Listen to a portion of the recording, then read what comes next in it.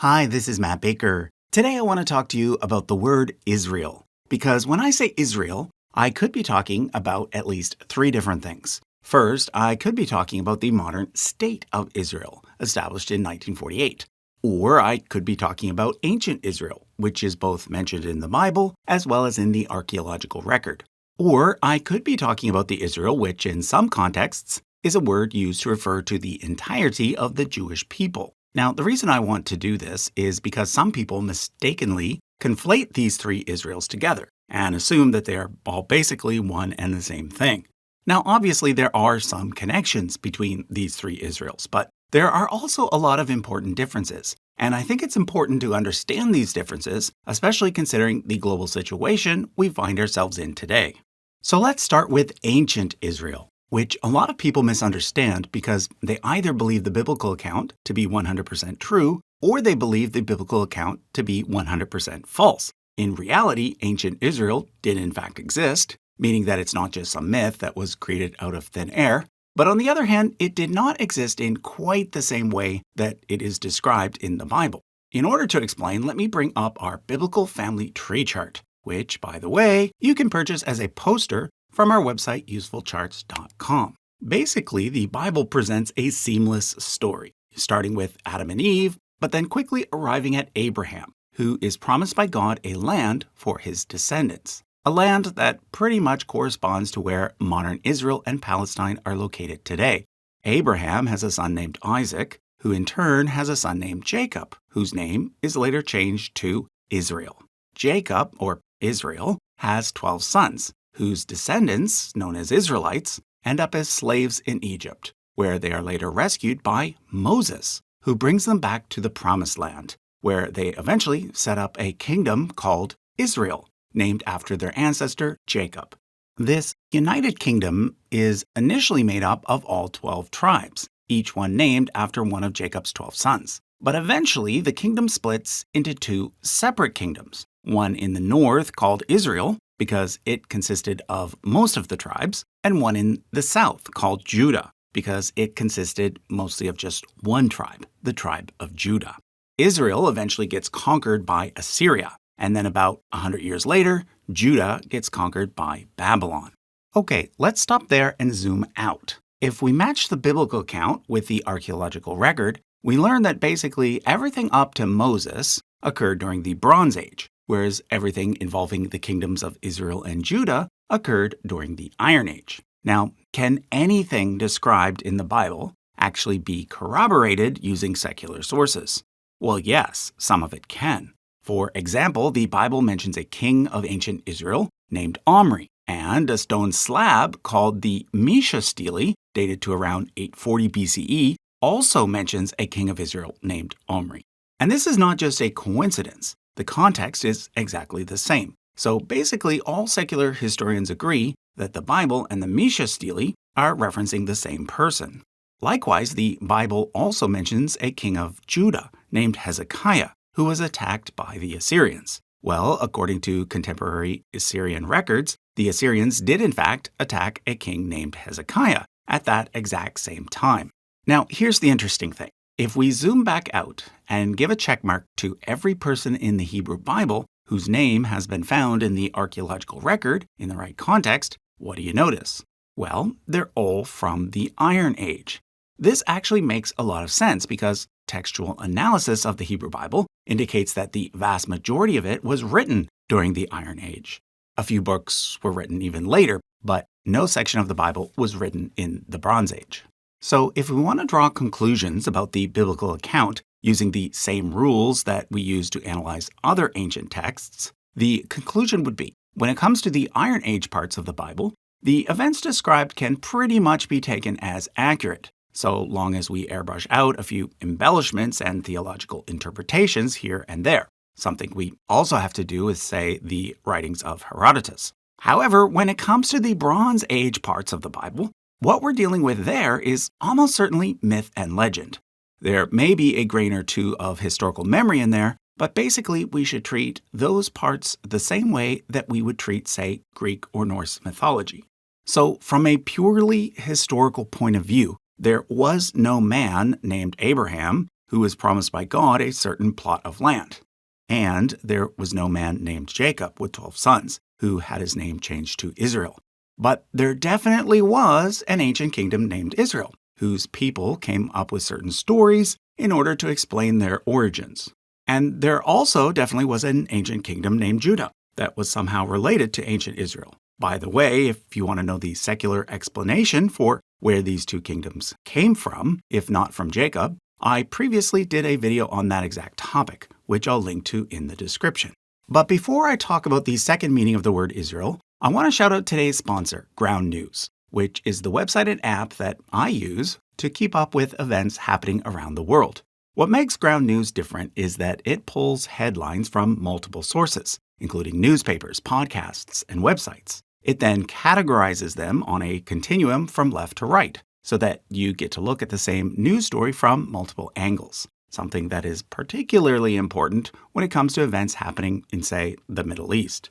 For example, when a recent story broke about the detained Palestinian doctor Hassam Abu Safia, left-wing sources focused on the imminent danger to his life and quoted him as saying that Israel means to kill him, whereas right-wing sources were much softer, focusing on his medical condition in plainer terms. Ground News also has a blind spot feed, which highlights stories that one side of the spectrum is barely covering at all. For example, very few right-wing sources covered this story about 13 new settlements in the West Bank, whereas very few left-wing sources covered this story. As you can see by checking the blind spot feed, you can avoid getting trapped in your usual media bubble. So don't wait. Subscribe now by going to ground.news/charts or by using the link in the description or pinned comment. If you use that address or link, you will get 40% off unlimited access to their Vantage plan. Again, that's ground.news/charts. Okay, let's now return to the three meanings of the word Israel. The second way the word Israel is used is in reference to the Jewish people. Now, what's the connection between Jews and ancient Israel? Well, once again, we have two versions of the story to consider, the biblical version and the strictly historical version. This time, the two versions are fairly close, but there is at least one important difference. As we've already seen, according to the Bible, the ancient kingdom of Israel originally consisted of 12 tribes, but then one tribe, the tribe of Judah, split off from the rest to form its own kingdom, called the Kingdom of Judah, named after Jacob's son, Judah. This breakaway kingdom outlasted the other one, and whereas the northern Israelites basically disappear from the story, Judah does not, because even though it also gets conquered, its people eventually return to their land and keep going, albeit now under foreign rule. By the time we get to the New Testament, the words Judah and Israel are being used interchangeably, because Judah is now basically the only tribe left, and therefore it represents Israel as a whole. Now, from a strictly historical point of view, things were a little bit different. You see, there's some evidence to suggest that Judah and Israel actually started out as two separate kingdoms, and that it was only after the destruction of Israel that Judah started to associate itself with the name Israel. One of the reasons for this was that after the northern kingdom was destroyed, many former Israelites fled south and joined Judah, where they ended up influencing the culture and religion there. So, according to this point of view, the words Israel and Judah ended up being interchangeable because in the late Iron Age, the two populations basically combined. However, take note that by the time of Jesus, the direct descendants of the ancient kingdoms of Israel and Judah are mostly known as Jews, after the word Judah. But even in the New Testament, the term Israel is still sometimes used. However, it's now used to refer to a people, not a state, because the ancient Israelite state is now long gone. This practice continued after the Romans destroyed Jerusalem in 70 CE, and most Jews spread throughout Europe. In fact, it continues to be used all the way up to today, even though there now is, once again, a state known as Israel. For example, when the word Israel is used in most Jewish prayers, it is not a reference to the modern state of Israel, nor is it a reference to the ancient kingdom of Israel, nor is it even a reference to that area of the world in general, unless it is preceded by the words land of. Whenever the word Israel appears on its own, it's simply a reference to the Jewish people as a whole, wherever they may be. So take note, whereas the first meaning of the word Israel is directly tied to a place, the second meaning of Israel is instead tied to a people. Now, before I move on, I want to quickly address whether or not modern Jews are genealogically connected to the Jews of ancient times. The simple answer is yes, they are. Basically, from 70 CE onwards, the Jews split into three main ethnic groups: the Mizrahi, who stayed in the Middle East, the Sephardi, who settled in Spain, and the Ashkenazi, who settled in Germany, but were later pushed into Eastern Europe. The Ashkenazis stand out because today they look very European. Well, this is because initially these Jews intermarried with Italians, resulting in their genes becoming approximately 50% Middle Eastern and 50% European, which is something that has now been confirmed by multiple DNA studies. So modern Ashkenazi Jews are not fake Jews, or as some people claim, Khazari converts. They do in fact descend from the ancient Middle Eastern Jews. Okay, so that covers the first two meanings of the word Israel. The third one, which these days is the most common, is that it can be used to refer to the modern country known as the State of Israel, which was established in 1948 by Zionists. Zionists are a subset of Jews named after Mount Zion near Jerusalem, who wanted to create a Jewish homeland where Jews could be safe.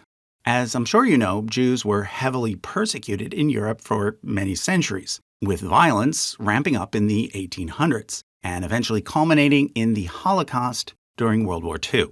Now, what a lot of people don't know is that it wasn't inevitable that the Zionist state would be established where it was, nor that it would be named Israel. Several places were in fact proposed, and even when the current location was chosen, several different names were tossed out as possibilities, including Judea, Zion, Ever, and even Carmelia, after Mount Carmel near Haifa. In the end, though, the name Israel was selected. Take note, however, that the citizens of Israel are known as Israelis, whereas the ancient people who lived in that land are referred to as Israelites. Now, in this video, I'm not going to delve into whether or not I think the State of Israel should have been created in the first place, or what is the best solution for the current situation. Here, I simply want to drive home the point that the third meaning of the word Israel and the second meaning of the word Israel are not the same. And here's why that's important. In recent years, anti-Semitism, meaning hostility towards Jews, has been on the rise. However, at the same time, anti-Zionism, meaning hostility towards the State of Israel, has also been on the rise. And these two things are not the same. In my opinion, just because someone is critical of the State of Israel, that doesn't make them an anti-Semite. After all, there are many Jews, even in Israel itself, who oppose the actions of the current government. Conversely, though, if someone is critical of the State of Israel and thinks that all Jews in all places are to blame for the actions of the State of Israel, then that is anti-Semitism. In both cases, the problem is conflating Israel, meaning the Jewish people, with Israel, meaning the modern state. To sum up, here's a chart explaining the three meanings. The first meaning covers Israel as the ancient kingdom of Israel, which existed from approximately 930 BCE to 720 BCE. An individual from this Israel is referred to as an Israelite. The second meaning covers Israel as a term for the Jewish people and has been in use from at least 720 BCE all the way down to today. An individual from this Israel is referred to as a Jew. Finally, the third meaning covers Israel as the modern state, which has existed since 1948. An individual from this Israel is referred to as an Israeli. Okay, next week I'll be following up this video with a look at the word Palestine and the various different meanings for it. So be sure to subscribe and hit the bell so you can be notified when that comes out. And don't forget to check out Ground News. Thanks for watching.